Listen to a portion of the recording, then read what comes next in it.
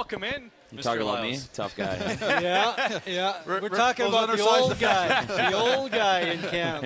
Referring to David Clarkson and perhaps how he's taking everything in here as his first experience as a Maple Leaf. Yeah. Was it something similar for you, just getting to Toronto? Yeah, it was actually. We were just sitting out on the ice there doing some of the video stuff, and I looked at him like, it's a little different, isn't it? He's like, this is unbelievable. And I said, yeah, that's exactly how I was 2 years ago. You know, you kind of come in and, you know, it's different than anything you've dealt with before. But, you know, it's a special place to play. And obviously he's going to be a big addition to our team and you know, just a great guy. Before we get into the hockey talk, we're allowed to have, you know, a bit of fun here and keep it kind of loose today. So I know, am I correct in saying you're a big Broncos guy?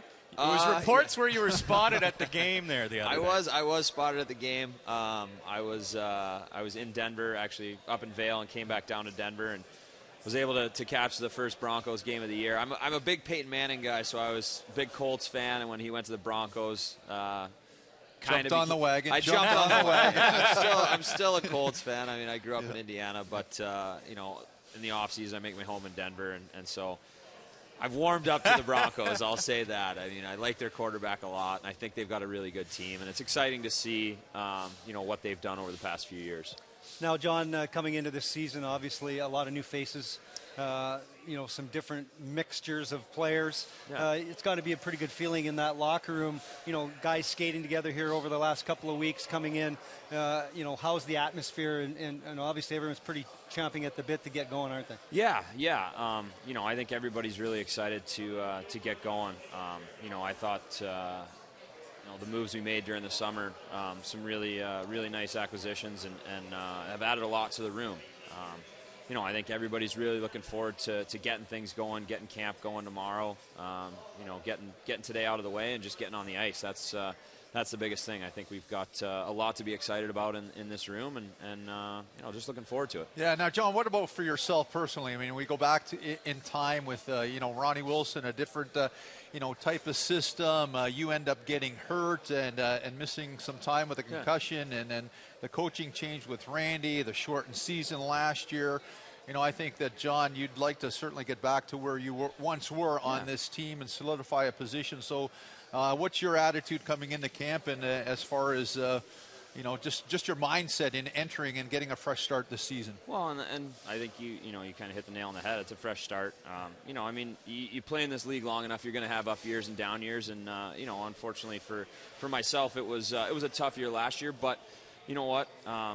You know, it was great to be a part of that team last year that battled and ended up making the playoffs in that short season. And you know, for me, it was just you know, you put that year behind you, and for everybody else, I mean, whether it's a good year or a bad year, you got to come in and be ready for camp, and that was my main focus. You know, just making sure I'm prepared for camp and ready to go for this season.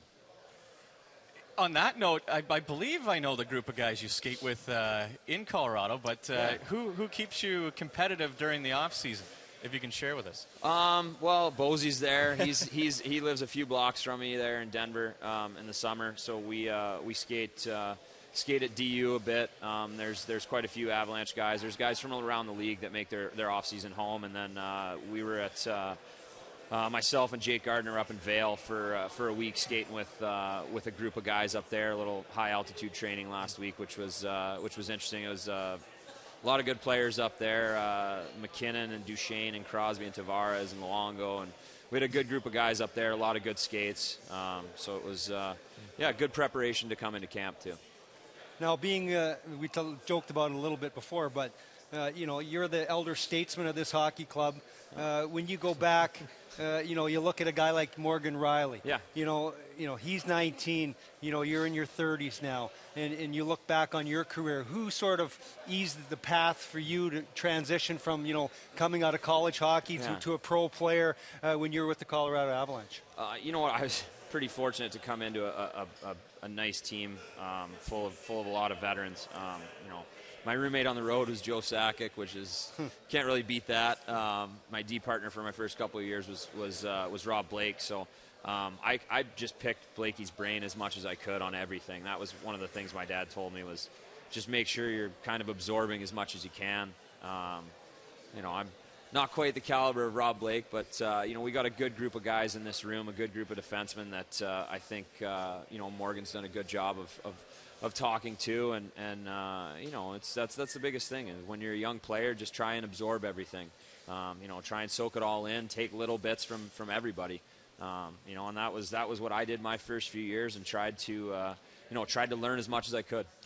You know what? Obviously, Bob played the defensive position. You're a defenseman. I mean, forward is a much tougher position to play, when it comes to a lot of things. But no, just the transition, though, if you look at the way the game has changed, from 2005 when the rules changed, it became a more skating game, more moving the puck. What are some of those comparisons when you talk about a young kid like Morgan Riley on the back end that has the skill set, the skating ability?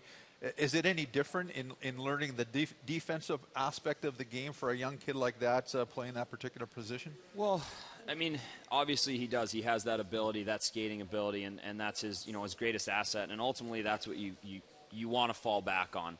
You're going to have ups and downs. You're going to have tough stretches, and as long as he knows, hey, I have to go back to that one thing that I do really well, or those three things that I do really well, and it's a learning process.